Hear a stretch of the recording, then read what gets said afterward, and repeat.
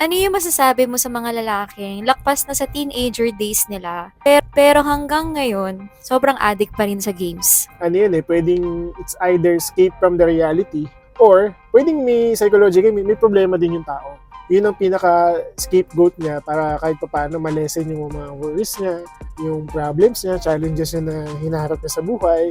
Ang mapapayo ko na lang, live your life. Hindi lang naman sa game nakakulong yung buhay natin. So, mas madaming fun sa labas ng buhay, challenges na pwede mong ma-experience kapag hindi ka na nakafocus sa gadgets mo. Kasi you have the life, you have your family, kung may girlfriend ka, mas mahirap yan. So, dapat balanse talaga yan. So, end of the day, kung paano mo tinitingnan yung buhay mo, hindi siya laro. So, kailangan mong magising sa realidad na ito yung buhay. Hindi siya madali, may mga challenges. It's the same sa ginagawa mo sa game. Nga lang, kailangan mo i-face yung reality na ito ka. You have the life outside your game. Parang laro din ng buhay. Laro